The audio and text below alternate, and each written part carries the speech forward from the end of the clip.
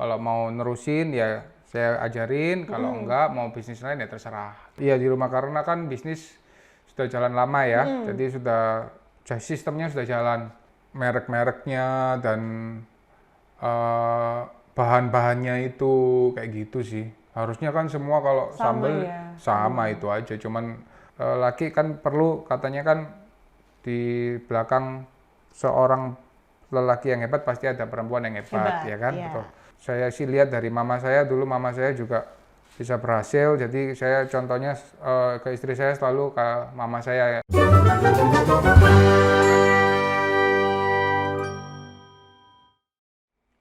Hai kawan kapal, senang sekali kita kembali di Garam Cap Kapal di podcast Kapal Bongkar Muat. Hari ini kita sudah mendatangkan salah satu bintang tamu yang pastinya kalian tahu orangnya ini siapa. Dan kita akan membongkar kisah hidupnya, bagaimana tentang perjalanan di kehidupan keluarganya, bisnisnya, dan lain sebagainya. Dan semoga ini bisa menjadi inspirasi buat kawan kapal semua. Langsung saja kita berikan tepuk tangan yang paling meriah untuk Rio Teja.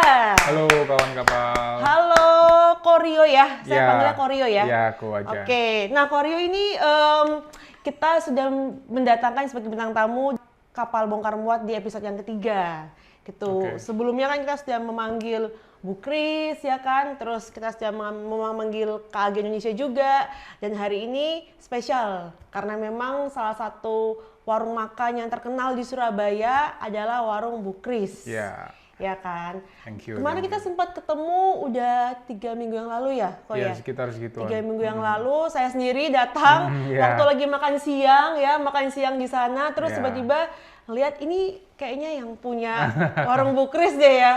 Jadi langsung aja saya tanya, bisa nggak datang ke podcastnya Kapal Bongkar Muat? Dan akhirnya sekarang hadir di sini ya untuk menyapa kawan kapal semua. Oke, kita di sini mau tanya-tanya sih sebenarnya untuk kehidupan sehari-harinya, untuk sekarang seperti apa, bagaimana menjalani bisnisnya juga. Dengar-dengar juga kalau saya lihat dari Instagramnya punya 2 anak ya? 3. Oh 3? Iya, 3. Oh masih kecil? Iya kecil, umur 9, umur 7, sama umur mau 3. Oh gitu. Iya, itu cewek, cowok, cowok. Cewek, cowok. Cewek, cowok, cowok. Cewek, cowok, cowok. Iya. Berarti yang paling besar cewek. Yang paling besar cewek. Yang paling besar cewek. Nanti yang bakal meneruskan legasinya dari Bu Kris juga atau gimana nih? Kita nggak batasin sih ya. Terserah, kita nggak ngotakin. Jadi terserah, pokoknya halal aja gitu. Kalau mau nerusin ya saya ajarin. Kalau enggak mau bisnis lain ya terserah gitu. Oke, karena dengar-dengar nih dari Rio-nya sendiri udah generasi ketiga. Iya, generasi ketiga. Jadi udah turun-temurun ya. Jadi berarti untuk Bu Krisnya sendiri ini adalah neneknya ya? Neneknya betul, ya? Nenek. Oke, ini generasi ketiga, ini sudah buka berapa cabang berarti untuk warung Bu Krisnya? Cabang sekitar Indonesia sekitar 18 cabang. 18 cabang? Iya, tersebar di kota mana aja? Surabaya, Jakarta, ada di Malang, ada di Bali, ada di Pandaan, Sidoarjo, kebanyakan Jawa Timur sih. Kebanyakan Jawa Timur, tapi di luar Jawa Timur juga sudah banyak ya? Iya, Jakarta dan sekitar lah ya. Itu awal mula bisa, neneknya berarti ya, awal mula bisa membangun?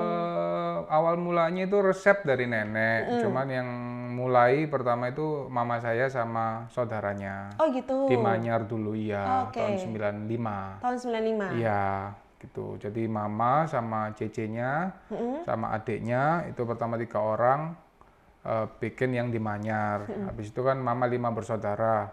Semakin waktu berkembang semua ikut akhirnya gitu. Terus ya buka sendiri gitu. Berarti memang ini bisnis keluarga ya? Bisnis betul. keluarga. Bisnis yang handle semuanya di setiap cabang keluarga atau keluarga ya. Saudara sendiri berarti? Iya, ya manajemen sendiri-sendiri, jadi saya urus punya saya, saudara punya saudara sendiri, urus sendiri gitu loh. Cuman resepnya jadi satu. Oke, berarti manajemen aja yang beda. Berarti kalau untuk Rio Teja-nya sendiri itu pegang yang cabang mana nih? Saya di Bu Kris yang di Bukit Mas sama Pengampon.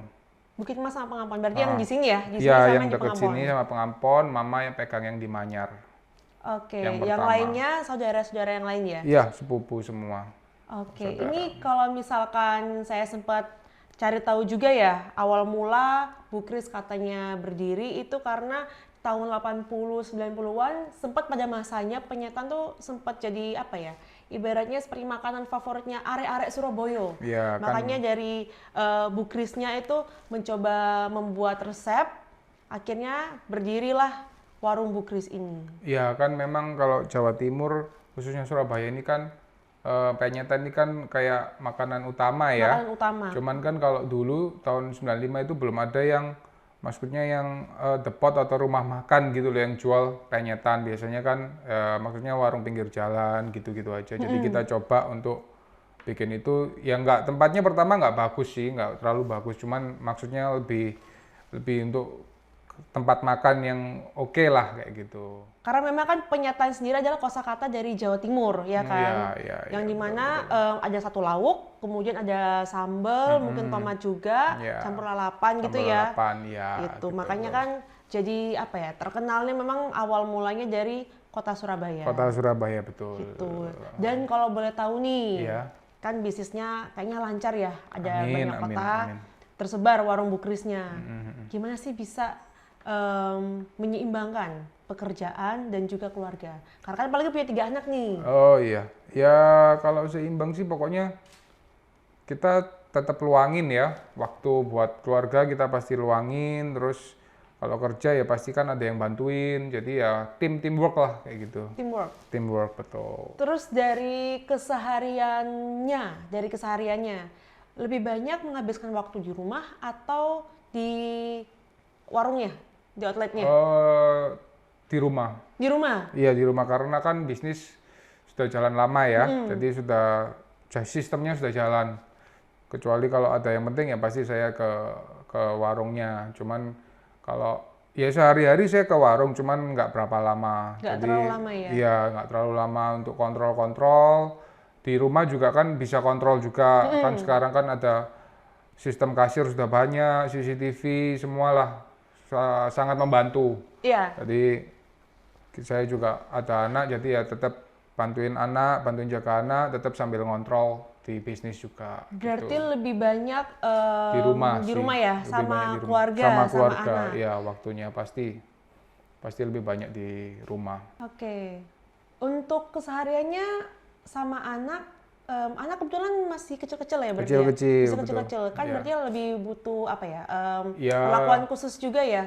Gimana soalnya kan membesarkannya sekarang juga? sekolah online ya, Iya, online betul. kan kadang online, kadang offline. Jadi kalau online dia kalau nggak diingetin nggak dikerjain, main game, lihat YouTube gitu kan. Jadi harus kita awasin lah lebih. Kalau dulu offline sih kan dia waktunya lama di sekolah ya. Jadi Iya.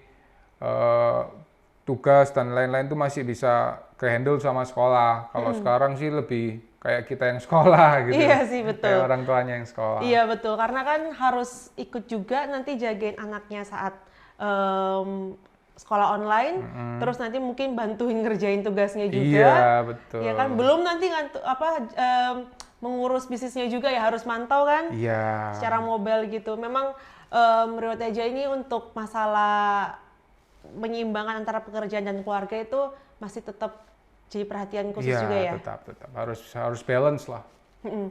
Terus kalau untuk keseharian di rumahnya, selain membesarkan anak juga merawat anak, ada kegiatan lain nggak? Mungkin ada hobi yang dilakukan? Hobi paling main basket ya. Basket? Basket, iya. Main basket? Oh, memang atlet basket dari sekolah atau Oh gimana? enggak, cuma hobi aja. Hobi aja? Ya jadi pagi lihat basket, terus kerja, ngurusin anak, sore kadang basket gitu. Gitu aja sih Punya kesehariannya. bisnis, ngurus anak oke, terus juga olahragawan berarti ya? Enggak lah, hobi-hobi aja. Hobi aja. Iya.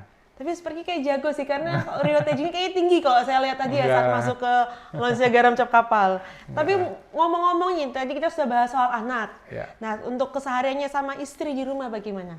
Ya kan itu, makanya tadi teamwork itu kan kalau waktu kerja juga kerjanya kan sama. Oh Maksudnya sama, dia kan berarti bantuin juga. nggak kerja kantornya tapi tetap ikut bisnis juga ya? Iya, jadi dia lebih ke manajemen ya. Oke. Dia terus untuk urusin anak juga teamwork juga. Jadi kadang kalau misalnya saya ada urgent di tempat kerja ya dia yang anak atau rumah saya urusin ke dia. Ini tolong anuin, saya ada urgent ke kantor kayak gitu. Tapi untuk masalah pengawasan terhadap anak, membesarkan terhadap anak. Kalau misalkan dipersentasekan ya antara bapak sama ibunya, yang lebih dominan siapa ini? Pasti ke istri ya, istri karena ya. dia yang full di rumah ya.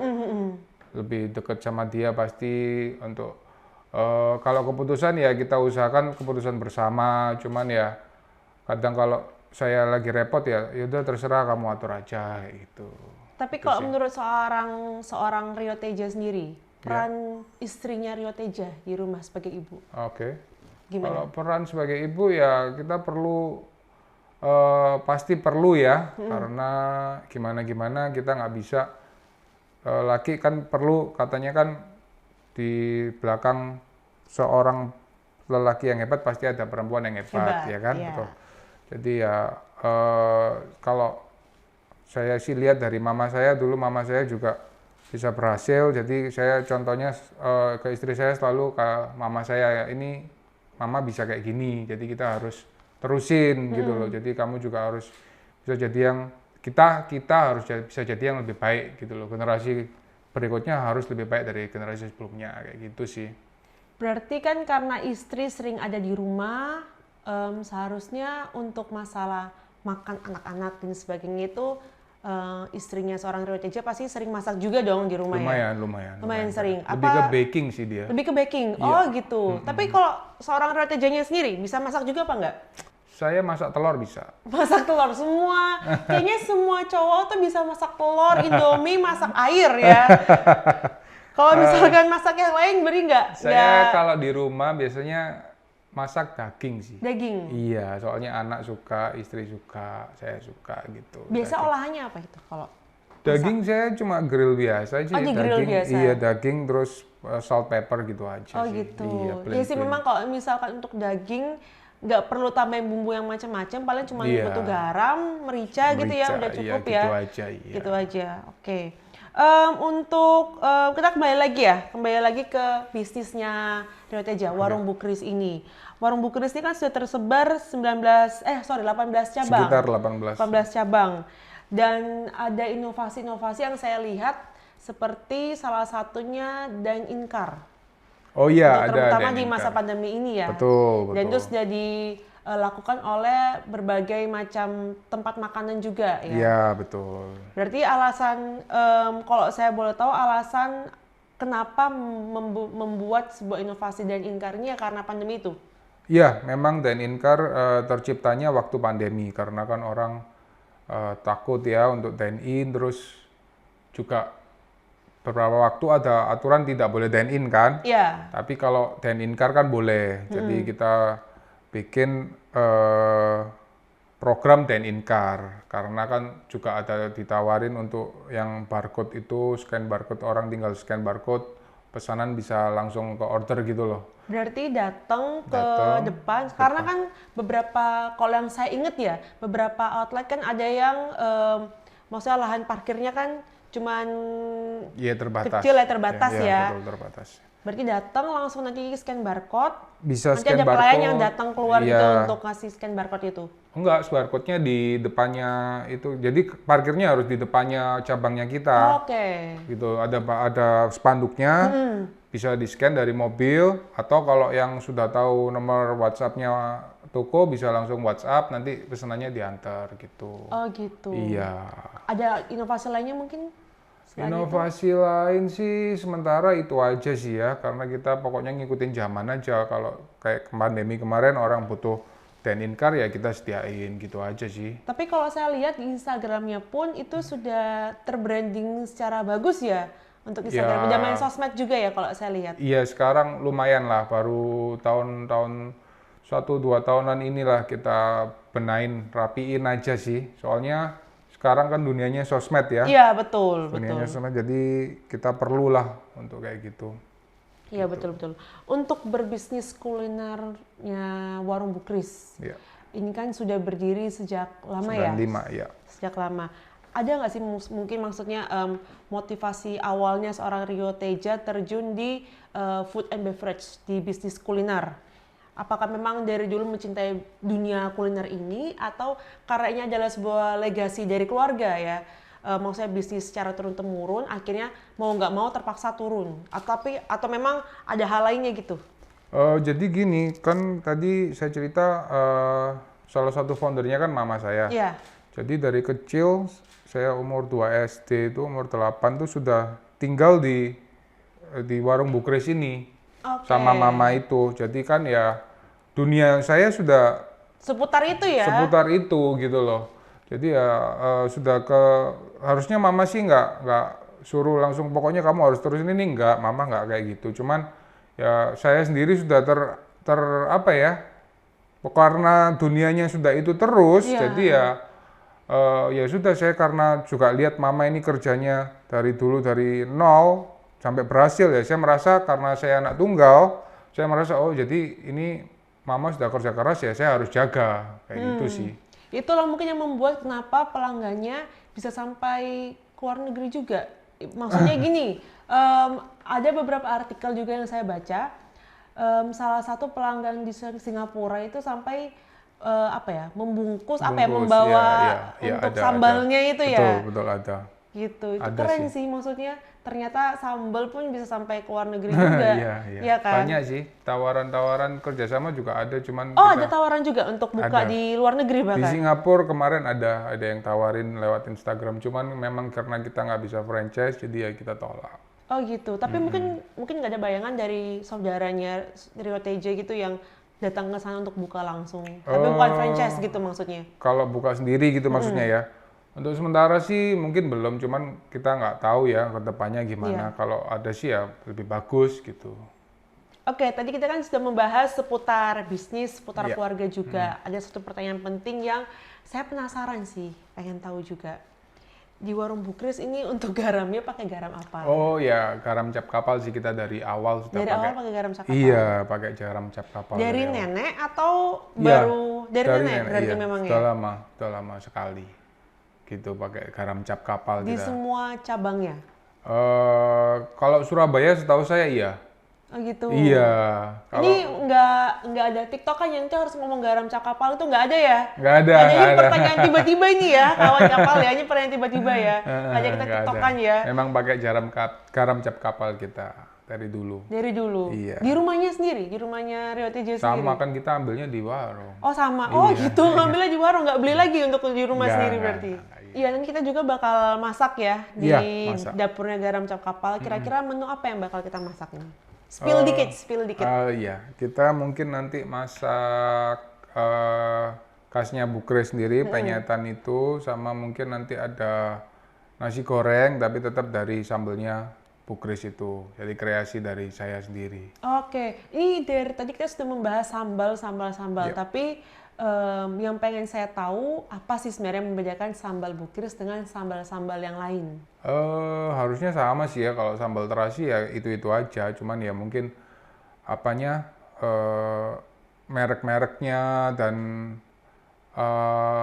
bahan-bahannya itu kayak gitu sih. Harusnya kan semua kalau sambal sama itu aja, cuman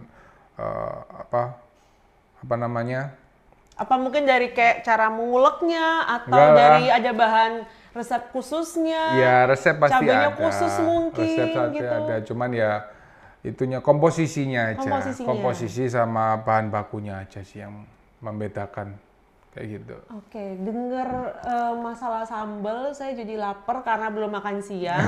Jadi buat kawan kapal yang mungkin nanti penasaran Rio TJ bakal masak apa, stay tune terus ya di Instagram sama channel YouTube-nya Garam Cap Kapal karena Rio TJ bakal masak ya. Masak sama Chef Reza. Nah, apa menunya nanti kita lihat ya cara masaknya.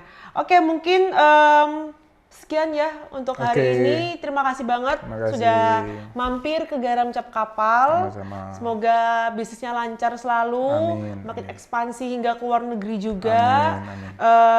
Sehat-sehat untuk anaknya, untuk keluarganya juga. Dan buat kawan kapal tetap sama Garam Cap Kapal ya. Jangan lupa untuk selalu stay tune di Instagram sama YouTube-nya Garam Cap Kapal. Jangan lupa subscribe dan like dan tinggalkan komen juga. Buat kawan kapal yang mungkin punya ide siapa sih kira-kira yang mau diundang ke podcast berikutnya. Oke, sampai jumpa di Kapal Bongkar Muat selanjutnya. Bye-bye!